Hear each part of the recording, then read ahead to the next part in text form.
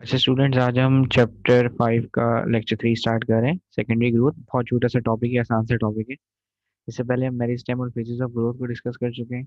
ठीक है, secondary growth भी हम पहले थोड़ा बहुत डिस्कस कर चुके हैं कि जब भी प्लांट की विड्थ इंक्रीज होती है, मींस प्लांट का डायमीटर इंक्रीज होता है, तो उसे हम किसका नाम देते हैं? सेकेंडरी ग्रोथ का नाम देते हैं। और जबकि अगर प्लांट की लेंथ इंक्रीज हो रही थी तो उसे हम किसका नाम देते हैं? प्राइमरी ग्रोथ का नाम देते हैं। तो इसकी डेफिनेशन देख लेते हैं जल्दी से। So increase in diameter of stem and root. जो स्टेम या रूट है उसका डायमीटर इंक्रीज हो रहा है, मींस उसकी चौड़ाई इंक्रीज हो रही है due to the activity of secondary meristem. अब आप यहाँ पे लेटरल मेरिस्टेम कह लें, सेकेंडरी मेरिस्टेम कह लें, या फिर आप कैम्बियम कह लें। ठीक है, कैम्बियम कैम्बियम एक रिंग है जो कि जाइलम और फ्लोएम के दरमियान प्रेजेंट होती है। इस कैम्बियम रिंग को हम चैप्टर 2 के अंदर सपोर्ट एंड मूवमेंट के अंदर डिटेल में डिस्कस करेंगे। ठीक है। सो अगर कभी भी प्लांट का डायमीटर इंक्रीज हो रहा है, प्लांट की विड्थ इंक्रीज हो रही है, प्लांट की चौड़ाई इंक्रीज हो रही है, तो उसे हम किसका नाम देते हैं? सेकेंडरी ग्रोथ का नाम देते हैं। ठीक है, और ये मेनली किसकी वजह से हो रहा होता है? लेटरल मेरिस्टेम की वजह से हो रहा होता है। ये ऑलरेडी हम डिस्कस कर चुके हैं। थोड़ा सा मैकेनिज्म देख लेते हैं, या स्टेजेस या प्रोसेसेस को देख लेते हैं। देखिए, सबसे पहले क्या होता है, जो आपके पास स्मॉल ग्रुप ऑफ सेल्स होते हैं, ठीक है, वो जुड़ना शुरू हो जाते हैं और एक रिंग बना लेते हैं, जिसे हम किसका नाम देते हैं? Cambium ring. देखें, फॉर एग्जांपल यहाँ पे अगर मैं ड्रॉ करने की कोशिश करूँ तो ये, ठीक है, ये एक है। इसी तरह से ये एक और है स्ट्रक्चर। इसी तरह से ये एक तीसरा स्ट्रक्चर है। इसी तरह से यहाँ पे एक और स्ट्रक्चर बना दीजिए। ठीक है, और ये पूरा सर्कल में ले जाइए, ये समझिए एक सर्कल है। ठीक है, अभी मेरे पास टाइम इसी में लग जाएंगे 5-6 मिनट, इसलिए बस मैं इतना ही बना रहा हूँ। अच्छा देखिए, यहाँ पे जो आपके पास यहाँ जो है ना, यहाँ पे कुछ सेल्स बनने शुरू हो जाते हैं इस तरह से, और इन सेल्स की वजह से आपको एक रिंग नज़र आती है। इस रिंग को हम किसका नाम दे देते हैं? इस रिंग को हम कैम्बियम रिंग का नाम दे देते हैं। इसी तरह से जब और होगा तो ऐसे करते करते करते करते ये एक पूरा सर्कल बना लेती है। ठीक है, इस रिंग को हम नाम देते हैं कैम्बियम रिंग। अच्छा, यहाँ जो मैंने बनाए सेल्स हैं, ये जाइलम और फ्लोएम के सेल्स हैं। तो जब जाइलम और फ्लोएम के दरमियान की जो सेल्स हैं ना, वो आपस में लिंक होने लग जाते हैं, वो आपस में जुड़ने लग जाते हैं, तो वहाँ पे एक रिंग बन जाती है। उस रिंग को हम किसका नाम देते हैं? उस रिंग को हम कैम्बियम रिंग का नाम देते हैं। ठीक है। अच्छा, उसके बाद जो भी रिंग के अंदर अंदर की तरफ सेल्स होंगे उसे आप किसका नाम देंगे? जाइलम। और जो भी रिंग के ऊपर की तरफ सेल होंगे, इसे मैं डायग्राम से भी दिखा देता हूँ, और जो भी रिंग के आपके पास ऊपर की तरफ सेल होंगे उसे आप किसका नाम देंगे? फ्लोएम। जाइलम का काम क्या होता है बेटा? जाइलम का काम होता है कि जो भी आपके पास रूट्स के अंदर मिनरल और वाटर है, ठीक है, उसे पूरी बॉडी तक पहुंचाएगा रूट से लेके। जबकि फ्लोएम का काम क्या है? फ्लोएम जो लीव्स में खाना बन चुका है उसे लेगा और उसे पूरी बॉडी तक पहुंचाएगा। ठीक है, ये ऑलरेडी आप जाइलम और फ्लोएम पढ़ चुके होंगे फर्स्ट ईयर के अंदर, इसलिए मैंने इसे बहुत थॉरली बता के आगे जा रहा हूँ। जाइलम का काम है वाटर और मिनरल को रूट से निकाल के पूरी बॉडी तक सप्लाई करना, मेनली लीव्स तक लेके जाते हैं। ठीक है, मेनली लीव्स तक लेके जाते हैं।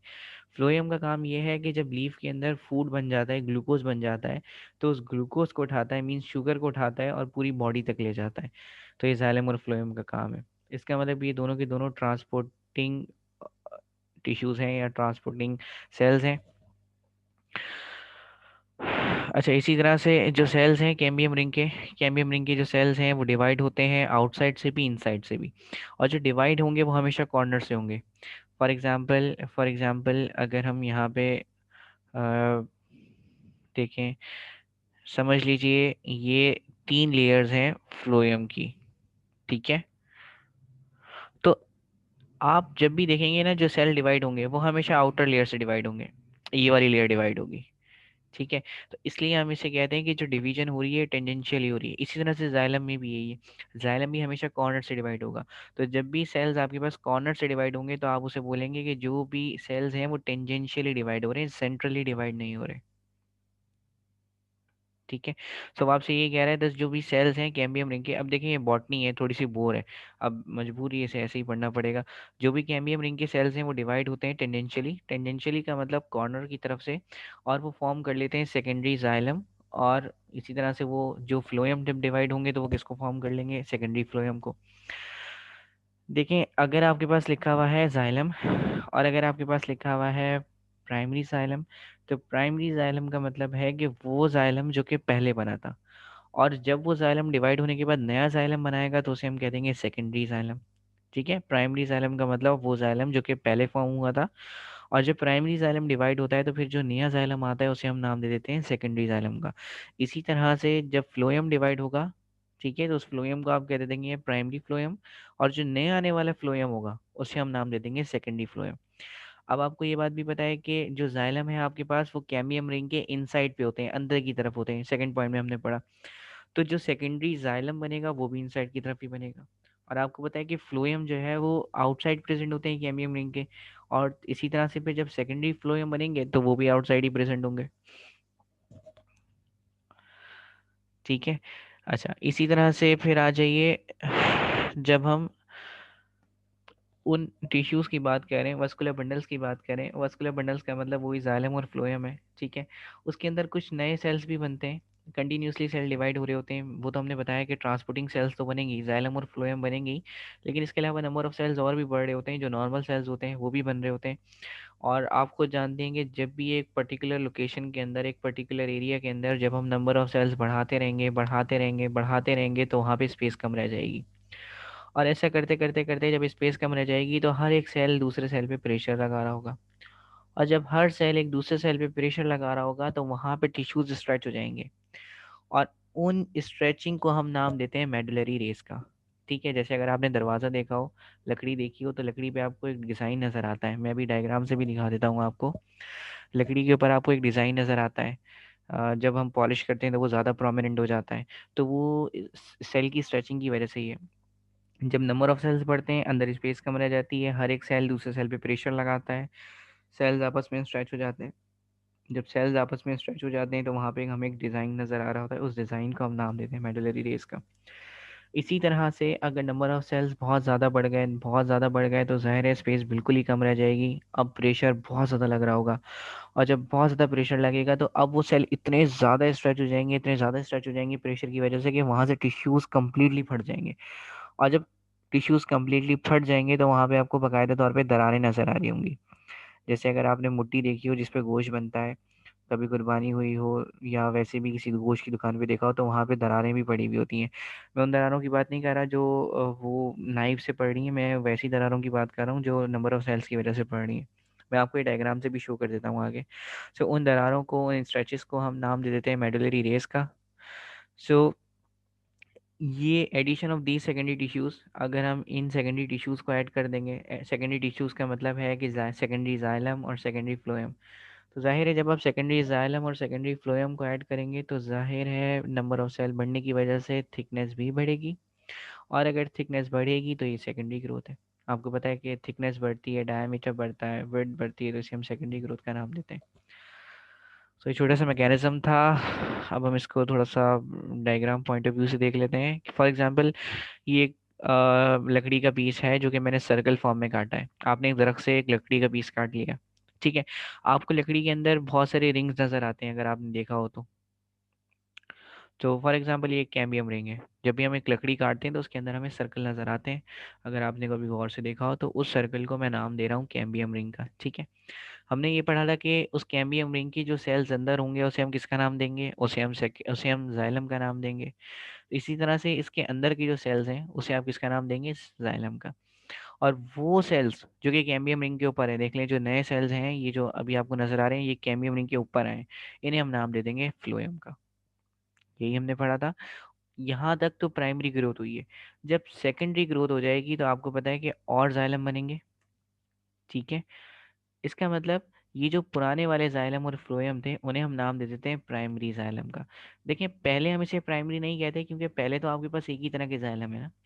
जब आपके पास नए जाइलम बन जाएंगे तो अब आपके पास दो तरह के जाइलम हो गए, एक पुराने जाइलम और एक नए जाइलम जो न्यूली फॉर्म हुए हैं। तो पुराने वालों को हम कह देते हैं प्राइमरी फ्लोएम, प्राइमरी जाइलम या प्राइमरी फ्लोएम।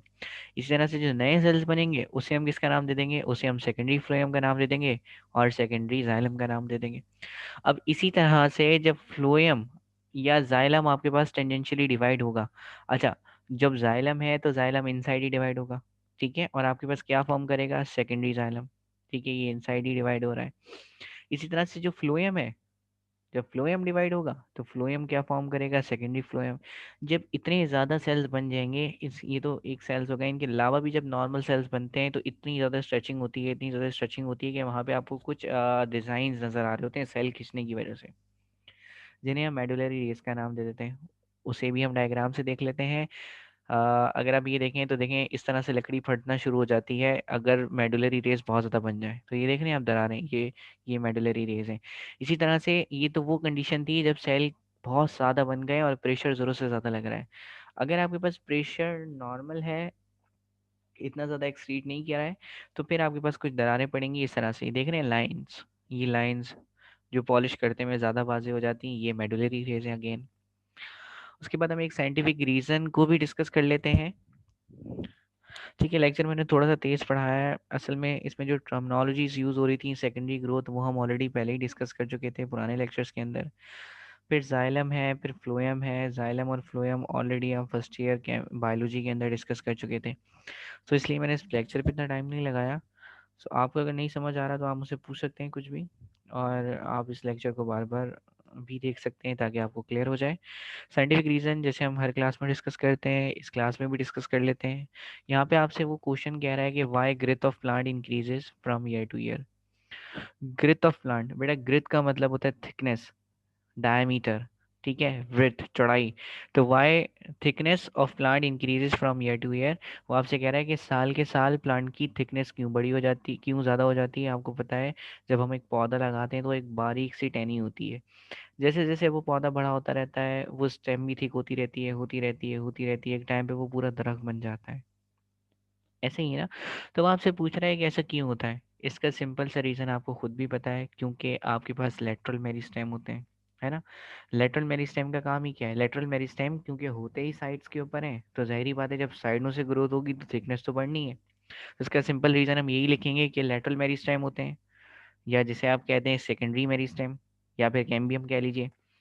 सो अब आपसे कह रहा है कि growth of plant increases from year to year, plant की जो थिकनेस है वो साल के साल इंक्रीज होती है due to the process of secondary growth, secondary growth की वजह से। In the permanent zone form during the maturation phase, वो यही कह रहा है कि जब मेचुरेशन फेज के अंदर, मेचुरेशन फेज के अंदर देखिए जब तक प्राइमरी ग्रोथ हो रही थी वहां तक नए सेल्स बन चुके हैं। अब वही सेल्स जब मेच्योर होंगे और लेटरली ग्रो करेंगे, साइडों से ग्रो करेंगे, तो इस फेज को हम मेचुरेशन फेज कह देते हैं। तो आपसे यही कह रहा है कि प्लांट की थिकनेस इंक्रीज होती है साल के साल due to the process of secondary growth, secondary growth की वजह से, जो कि परमानेंट जोन के अंदर हो रही होती है, फॉर्म ड्यूरिंग मेचुरेशन फेज, जब प्लांट का मेचुरेशन फेज होता है। ये सारे फेजेस हम ऑलरेडी डिस्कस कर चुके हैं। देखिए रीजन तो यहीं पे खत्म हो गया था कि due to the process of secondary growth, कि सेकेंडरी ग्रोथ की वजह से प्लांट की थिकनेस इंक्रीज होती है। लेकिन रीजन के लिए हमें दो तीन लाइनें लिखनी पड़ती हैं, इसलिए मैंने यहाँ पे एक और लाइन ऐड कर दी है, इन the permanent zone form during maturation phase. ये लाइन एक एक्स्ट्रा है सिर्फ सेंटेंस को खूबसूरती देने के लिए, ठीक है। सो यहाँ पे हम आज का लेक्चर एंड कर रहे हैं। अल्लाह हाफिज़, टेक केयर। अगर कोई क्वेश्चन हो तो आप मुझसे कमेंट में पूछ सकते हैं। Thank you.